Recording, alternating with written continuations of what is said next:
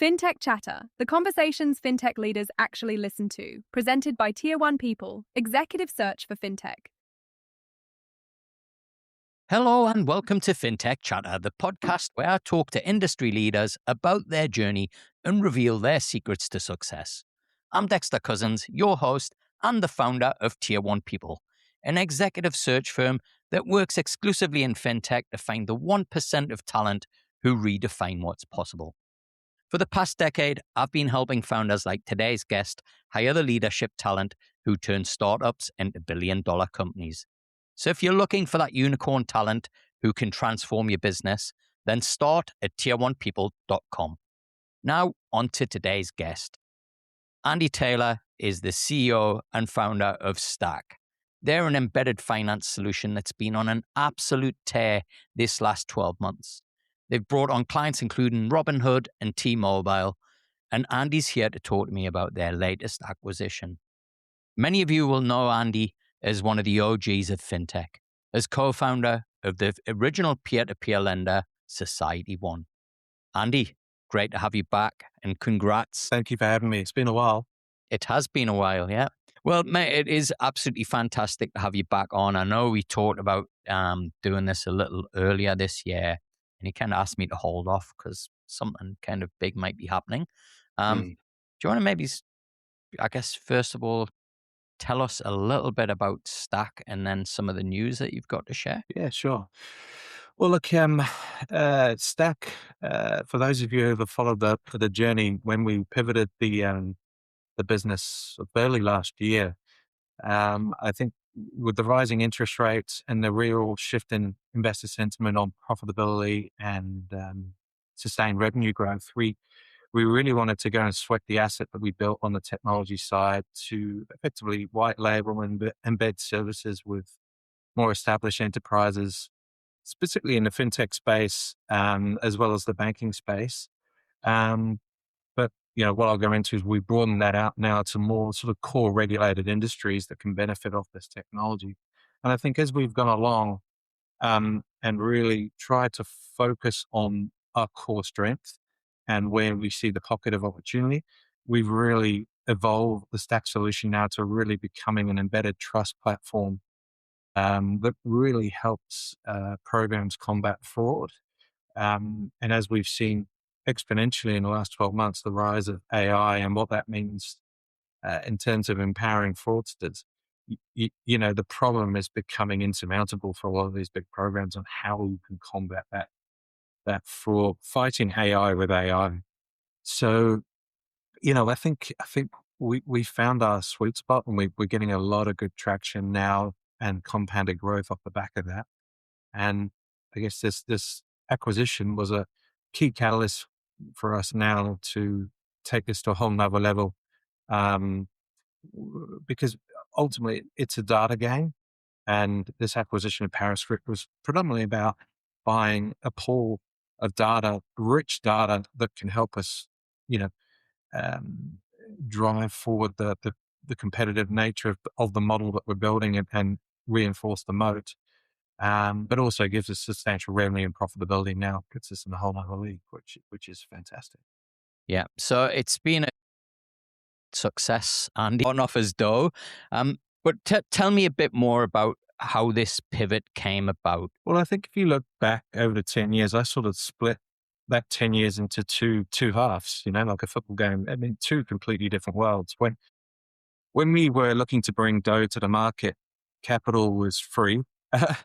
Interest rates were zero. It was a completely different time. So the ambitions that we could fund were far more grandiose. And I think we saw an opportunity in the emerging neobank space with a model that we thought was capital light, because we said early on we didn't want to become a bank. We wanted to focus on the application layer. And sort of looking at the US market back then, it was quite underserved. Interchange rates were very attractive compared to what they are here, and obviously now been regulated out of existence. So we made the bold play to take on the US as our first market, which in hindsight, I probably wouldn't have done. But taking the company onto the ASX pre-launch, pre-revenue was a very bold move. The capital was there, but in hindsight, it was at the tail end of that bubble, right? So we had a very limited window of opportunity to try and launch products, get product market fit, and then chart a path to profitability. And I think back then it was all about growth. Profitability wasn't even a topic with investors. It was establish yourself, get a beachhead, and scale your customer base. So, literally when the tide turned, and I can remember it, I'd probably start nightmares about it. I can remember it being over the course of 2 weeks that the market completely turned and sentiment shifted dramatically. And suddenly you're like, shit, access to capital is not what it was. We need to change our strategy. So initially we pivoted the model to get to profitability, cut the cost base. That actually saw us pull out the US to focus on Australia as a home market. But as you know, we had a bit of bad luck with a couple of key vendors having to shut the doors, which sort of killed our progress. So when you're staring down the barrel at that point, and investors have ultimately lost confidence because risk on has gone to risk off. There's been a big recycling capital in the public markets. I think it was a sobering moment to say, well, look, we've spent an enormous amount of money on building out IP. How do we sweat this asset for the benefit of shareholders and turn around the story? So the pivot became essential. And I think, one thing about tackling the US was I built up an amazing network there, understood the market very, very well, and obviously a far bigger market. So my goal was always to try and find a way to commercialize the bulk of the IP, which was built out in the US market. And, when we came across this RDDX opportunity, it was good timing for both of us to bring those businesses together. Because one thing they had was outstanding distribution, and a good revenue run rate and a fantastic customer base that we've now built on. So, thankfully we were able to turn that around. And I think the results over the last 12 months have been exceptional. Yeah, mate. I mean, it's kind of pretty incredible to have customers like T-Mobile and Robinhood on the roster. How did those opportunities come about? Look, it's credit to the team and the distribution they had with a key processor in market, because effectively we've aligned ourselves with a key processor that provides the banking infrastructure to programs, card issuing, core banking solutions, and they very much look at us as a recommended partner for what we do best. So they typically introduce us to a lot of these opportunities, and they've been certainly seeing bigger and bigger opportunities. Robinhood was fortuitous because they were looking to move into banking, but also with our biggest client really is with Chime, who are the most established neobank in market now. Yeah, and growing from strength to strength. And I think the beautiful thing about our model now is it's predominantly a transactional model. So as our clients grow, we grow. There's a lot of organic growth there that we can leverage. Yeah. So look, we're very fortunate with the customer base we had, but I think now we're saying, look, this is more than fintech. Now this problem is so big that any platform that has to validate identity and has to validate transactions can benefit of our technology. And you've sort of seen in the recent foray into the healthcare space, healthcare is an enormous opportunity for us, So yeah, it's a really interesting point, Andy. And I think, as AI starts to proliferate all of these regulated environments, you're going to need people who can operate at speed and pace within those constraints. So I think, one of the opportunities I see for any fintech like yourself is, if you've got a solution that it can broaden out to any other regulated industry. Yeah. And I think what we saw, Dexter, is with the fintech boom in the early days, banks were looking to back fintechs and take a risk. Yeah. Now, there were one or two quite catastrophic Yeah. failures over there. And, that caught the eye of the regulator, and the regulator suddenly came in pretty aggressive with some of these banks on their charters saying, look, you need oversight on your programs. You have no oversight on your programs. Show us your processes. And a lot of these banks didn't have any processes. They were very reliant on programs like Douugh to manage customers and things. And I think you and I have talked about this before. We spent an enormous amount of money building out a compliance team to combat fraud on our own program, because in the US it was pretty rife. Um, so, again, as regulators have tightened the screws, the need for providers to have audit-ready compliance, fraud tools is becoming more important than ever. So, we've captured that wave. I want to kind of, take a trip down memory lane, if we can. So SocietyOne, the OG of Australian fintech, that was really the kind of push to the regulators to go, hey, fintech is a real thing and we need to get regulation in place and policies in place.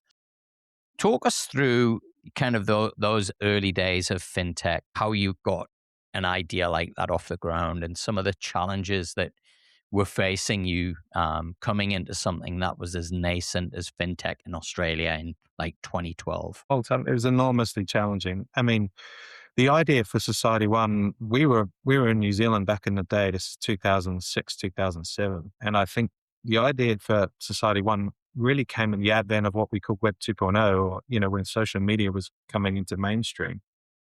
And you had this massive movement about empowering communities via platform technology. And back then I had a digital agency, and we were doing a lot of work on sort of SEO, search marketing strategies for banks and telcos. And it was actually one of our banking clients, which is the ASB Bank in New Zealand, which was owned by CBA, that wanted us to launch them into Facebook via a Facebook application, to bring these sort of digital personas in where you could work with a private bank and do your banking via secure chat. So we actually built this secure chat interface where you could actually talk to a digital banking assistant and do your banking. And, I'd seen the emergence of Lending Club in the US around this model of wanting to become the eBay for the lending of money. And it really struck me going, geez, could we do this through Facebook? I mean, it was wild to think about now. But that's really where the idea went. We actually pitched it to ASB Bank, and they said, you're crazy, quite rightly. But then we started to go, well, how actually, when you look at the problem here we're trying to solve, you're actually trying to disintermediate the bank and the funding model and just connecting investors with borrowers. So we initially looked at it as pure peer-to-peer lending, where if I wanted to get $20,000, I could post an application effectively on a platform for lenders or investors to bid to supply me with that money in increments. And then the system consummates the loan. So we could have, 150 investors. It was effectively crowdfunding. And then we could consummate and manage that loan. So that was the idea we got very bullish and excited about. But, back in 2007, 2008, when the financial crisis hit, it hit New Zealand very, very hard. And most finance companies went out of business. So it was almost impossible for us to raise money for this back then. So we sort of put it on the shelf and just focused on our core business. But we sort of picked it up again after 2010, 2011, and made the move to Australia to commercialize that. So, we were very early to the game, and I think very naive. I mean, certainly I was. I was very young back then, had no understanding of the frameworks that were needed to actually operate this. And when we started to bring in people and, smarter and more experienced people than me, became very apparent that the model we wanted to run was not possible, and we had to pivot that to ultimately become an online lender that was taking wholesale funds, which is a shame. But, it allowed us to still launch a very compelling prop market early and ride that wave. Yeah. Yeah. You and I first met, I think, when you just started Douugh, and I remember, I think it would have been around about 2018, And at the time, I was doing a blog rather than a podcast, and I interviewed you for the blog at Tankstream Labs. And I think in that blog, I called you a visionary. And the vision was for an AI concierge that when you shared it with me, I was like, wow, this is like, what fintech should be. We're now, 8 years on from that. I remember, you talked about an AI assistant called Sophie. And I remember just walking away and thinking, wow, like this is the future. We're nearly a decade on from that. And I think one of the kind of challenges for any visionary is that, does the infrastructure and the technology enable them to, I guess, kind of make their vision come alive?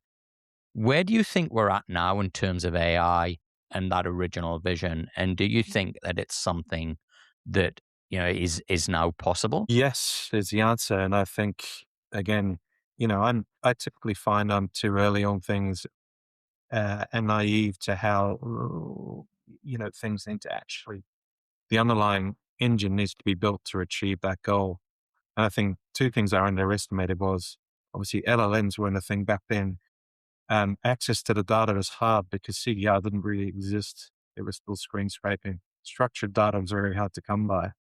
So for us to build a compelling proposition on day one was really hard to achieve. And then building a business model around that back then was also, will people pay for this? Yeah. Will they trust it? Yeah. Ironically, now the technology is there to achieve this. And I think customer appetites have evolved, and there's a lot more trust now with open banking. There's a lot more trust now with AI. I mean, these frontier models have done a great job on getting people comfortable putting their life secrets into a chatbot and using it as a coach, a therapist, an advisor. So, and it's funny, Dexter, if I look back now, and I did this exercise recently going, what innovations actually come in this sector in the last 5 years? There's very None. little to none. Yeah. Things haven't really moved on. Well, look, I think there's a reason for that, right? And you've talked about this, that moment where you went from, hey, Andy, it's growth at all costs to literally, Andy, it's cut costs at all costs in the space of a week, right? Like that happened in 2022. And unfortunately, I think what we've seen is that pressure of you need to just get profitability. And this isn't a slight on anybody who's out there who's making a success of their business. But the reality is the models that make money are essentially arbitrage models. And I think we've been unfortunately stuck in kind of the 2015 ideas because back then, there wasn't any funding around. And so you had to get money through the door as quickly as possible. So I think, unfortunately, the squeeze that we've seen, I think has set Australia back like 10 years, from an innovation perspective. I think the only thing that's really from that Australia's got that I think everybody respects globally is the founders, the resourcefulness and their ability to actually build businesses with the minimal resources, support, and all of the challenges that you have thrown at you here in Australia. Like if it's a bit like, the Frank Sinatra song, New York, New York. If you can make it here, you can make it anywhere, right? And I think that's kind of the unfortunate byproduct of, all of these culmination of things, a government that, just keeps making it harder for us, disincentivizes any innovation. There's a whole host of different things that I think have been put in people's way this last 4 years. Yeah, I totally agree with you. And, we saw this in New Zealand. And I think one thing it's taught me in terms of becoming a better entrepreneur is to really look at things through a bootstrap lens to say, we need a business model from day one, and we need to bootstrap this ourselves to get to the point that we are cash flow break even profitable off an MVP before we go and build out, more disruptive functionality and distribution. Because, the days of raising money on a vision are gone. Yeah. So look, I've learned a lot. I've made a lot of mistakes. I will do things very differently moving forward because it forces you to. But I think that's a good thing. I think the biggest thing is when you go through these challenges is realizing the mental toughness and the grit to never give up and push through. That the toll that has on your financial health. Sorry, your financial health, definitely your financial health, but your mental health is, I think a lot of founders bury that and keep calm and carry on. But, we've got to be a lot more aware about the damage that that stress is doing to people, Yeah. and how it's burning people out because you lose your enthusiasm. I Yeah, mean, for sure. you lose it. You lose your spark.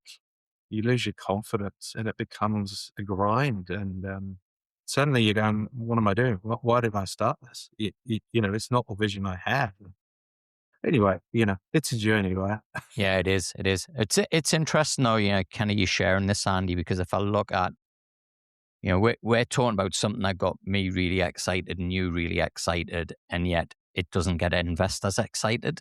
Mm, And the thing that always works that I've found anyway, regardless of what the economy's doing and what, the capital markets are doing, is, the secret that you stumbled upon, which is doesn't matter what's happening in the market. If you can show a CEO a way to stay out of jail, you've got a business. And I think this whole thing around kind of risk regulation, fraud, like these are the things that, CEOs sign the checks for, regardless of what is happening in the economy. mm, Whereas the stuff that's consumer driven, hey, we'll help you get more customers, better UX, better this, better that, better products. If the market's down, I wouldn't say you become cynical. You just recognize that, hey, look, we're in a world where, people want to protect what they've got rather than, go out and throw money at ideas and then be the one who, the investors pull over the coals. yeah, yeah. It's a challenge. I mean, it's certainly being in a better financial position where you don't have to rely on investors and you can just focus using your own money to get it to a good point. Is more beneficial if you have that luxury. But I still come back to you've got to be solving a problem and you've got to be really distinct on what that problem is you're solving and why your solution is and proving your solution is solving that problem.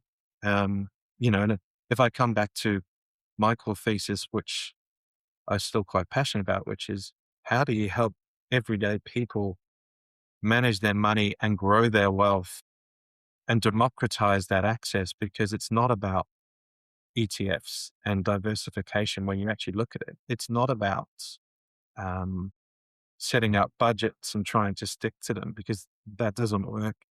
And and this is where I think AI is exciting, Yeah. right? And look, I think timing wise as well, if you go back to 2018, we in that conversation, you and I would have been talking about where we were going to invest money in shares. Should we put some money in Bitcoin? Now I'm going to the supermarket and going, Jesus, it's $5.50 for like 3 liters of milk. What's Yeah. going on, right? And I think we're seeing that, this kind of cost of living crisis, which isn't just here in Australia, it's a global thing, certainly in Western civilization, where we're seeing middle class Australia making decisions and calls around, hey, well, I've spent all my Yeah. salary and now I'm getting taxed at the elite tax rate Yeah. of wealth, and I'm feeling like I'm just on the breadline. So we've Mm, got this challenge now that I think where 2018, like another PFM, like really, nobody was thinking about budgeting back then, right? Like it was, hey, I've got disposable income. I'm spending it on Uber Eats. I'm spending it on, it was kind of pretty frivolous. So I feel like the timing for something like the original vision that you had with Douugh is probably something that there's going to be more of a demand from a consumer side as well. I agree. I agree. I think access to capital to help cash flow smoothing, cheap capital is still important because people are living paycheck to paycheck. Um, and there is a need. And then they're going outside of super, which is locked up until I'm, I don't know, what, 60, 65. Yeah. How can you bring in enforced savings through an AI mechanism that can dollar cost average into a high conviction concentrated position in some, what I call alpha growth companies over the next 5 to 10 years, you know? And I'm talking a lot from personal experience on, my coverage over one stock that I have very high conviction in, and the great Warren Buffett actually, I think it was Charlie Munger that said, this is not investment advice, by the way, but where people go wrong is if you've got high conviction in a stock you understand, you cannot own enough of that stock. So the diversified ETF approach is actually irresponsible when you look at it, because tracking an index doesn't actually get you there. Yeah. So I think you're right, in short. So talk me a little bit about what we can expect from Stakk in this next 12 months or so. What you can expect from Stakk now is really consolidation once we can close this acquisition. It's really delivering on what the contracts that we've announced and showing that revenue coming through. So, at which we're seeing, I think once you see the annual report and the quarterlies that we've announced, the growth has been phenomenal and we want to keep that going. So, this acquisition was strategic because it gives us wider distribution, a rich data to really take our proposition to another level and continue to grow. And what we're actually seeing is we're consolidating vendors for partners as well, which I think is very important in this day and age. Is you typically don't need 3 vendors to do what you can do with one, and that's where we're winning a lot of business. It is pulling that together into a single brain that actually says you can safely allow that customer to onboard, deposit those funds, process that payment, because we've got that persona graph that we built up over time, and it's becoming very, very big.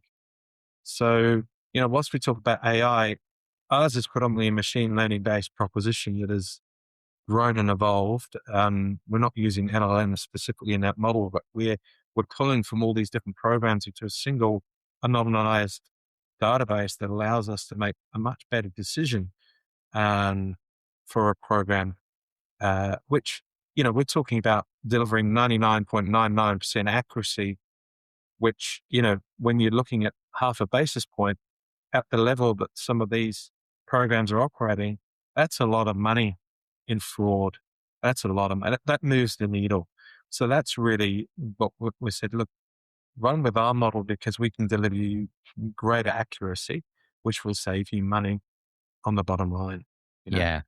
I think one of the challenges we're going to see with these global LLMs, is a bit of an offshoot, but I think it's something worth kind of putting out there is, back in 2021, the big 4 banks are being heralded for bringing jobs back on shore, but the reality is those jobs were being trained, or the AI was being trained on those jobs, a lot of them customer service.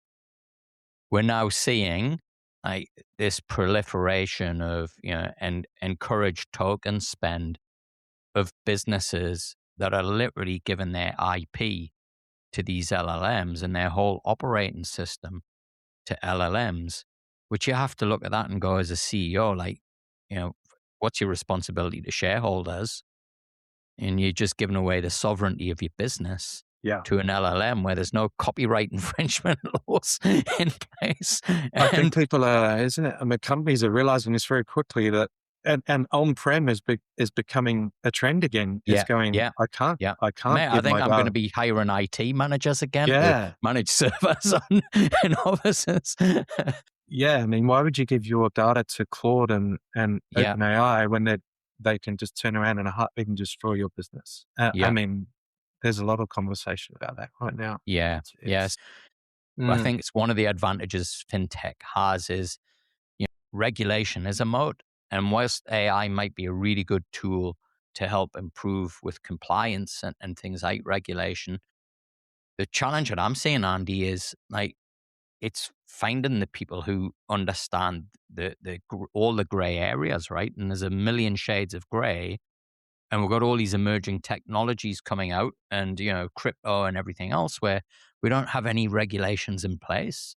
So how do you kind of navigate that forwards, right? And that is, that's all skills that are required, that are about innovation, relationship building, bringing people together, bringing regulators together.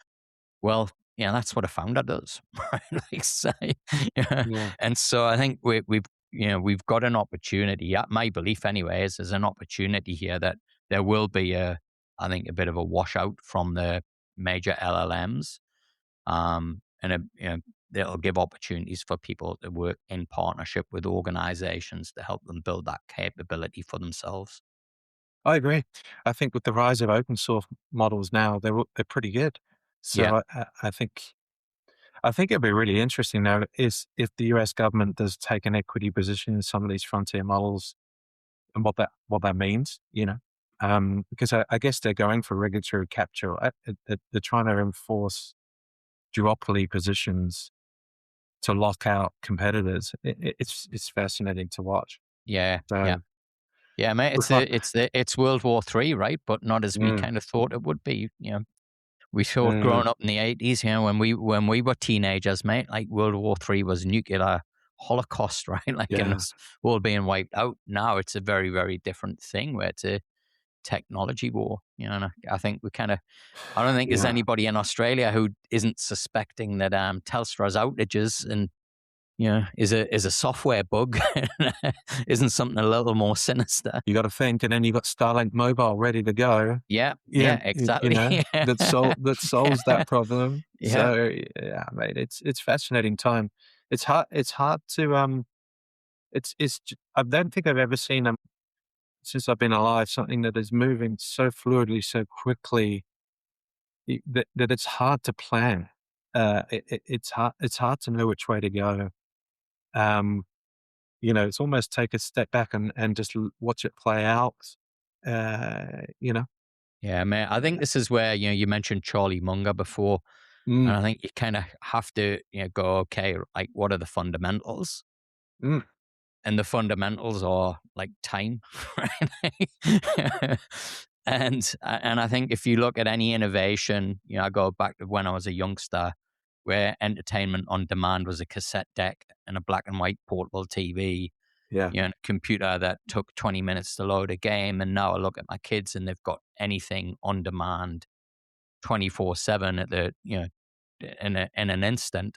Mm, That wasn't like one push. That was 4 or 5 different technological innovations that had to then get traction, right? But that was like a 40-year, mm, 50-year period.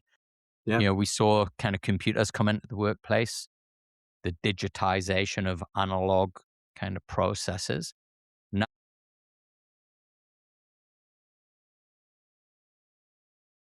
Thing and putting it into AI, shouldn't we be rethinking the product, the operating model, the structure of the business? And I think we're at the beginning of that, and we're seeing this. I think back to when I started the business, Andy, right? I talked to people like you, and they'd tell me we're gonna build a unicorn. It's you're going to be 2,000 people, and we're going to be global. And I believed them, right? And they did it. Now I speak to those same people, and they're like, "Hey, I think I can build that again, but with 100 people or 200 people." And I Absolutely. absolutely believe them, right? And I think they can do it. And I think this is the kind of challenge that we've got now, and the opportunity is, those innovators, was never about replicating. It was building something new, something that didn't exist before. And now they're like kids in a candy shop, where they're like, geez, I don't have to hire 1,000 people, and I Mm, can actually go out there and build something.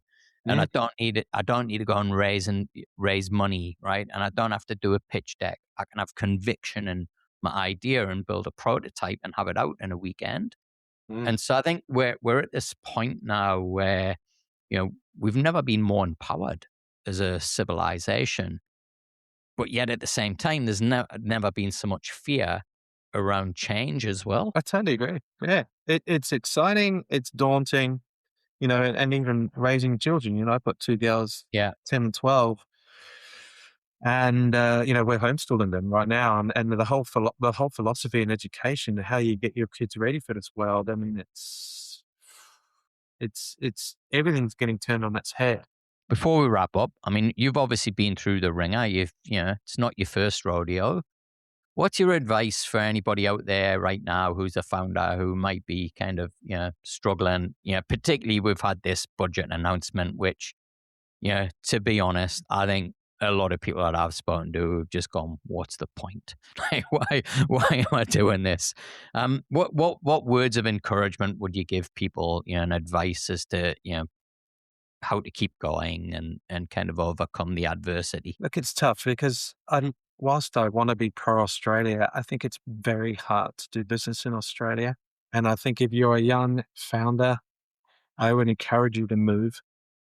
I would encourage you to go to the US. I would encourage you to go to a market that embraces entrepreneurship, risk-taking, and has wider access to capital. You need to be very technical. You need to understand, specifically tech founders. Again, it's a very, very different world. Vertical integration now is key. So I think, and have a business model ready. You've got, investors want to see you can make money quickly, right? And it's not just about saying, well, we're going to be an AI business consuming tokens. I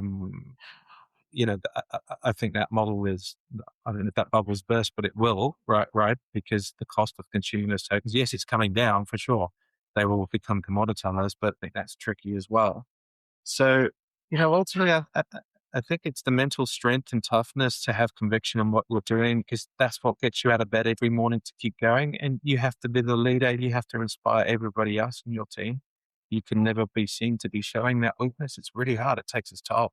Yeah. Because you've got investors to think about. We've got staff to think about. So, look, I just say, do yourselves a favor and put yourself in an environment that's conducive to success. And choose the investors wisely and your people wisely. Yeah. On that note, we get some amazing talent listening to this podcast, Andy. If anybody's interested in finding out about careers at Stakk, where's the best place for them to head? Talk to you. Well, Andy, mate, it's been really great to chat, but more than that, I think just a kind of real energy booster, knowing the journey that you've been on, knowing the challenges that you've had, to have you on the show where, look, there's light at the end of the tunnel, and it's not a train coming at you at 100 miles an hour.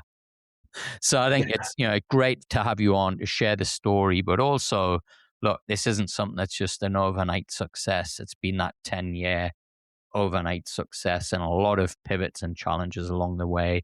So I'm just really grateful for you sharing it with everybody, Andy. Thanks, mate. I appreciate it. I think it's important to share experiences for what they really are, because there's a lot of fluff and misdemeanor out there. And, it's hard, man.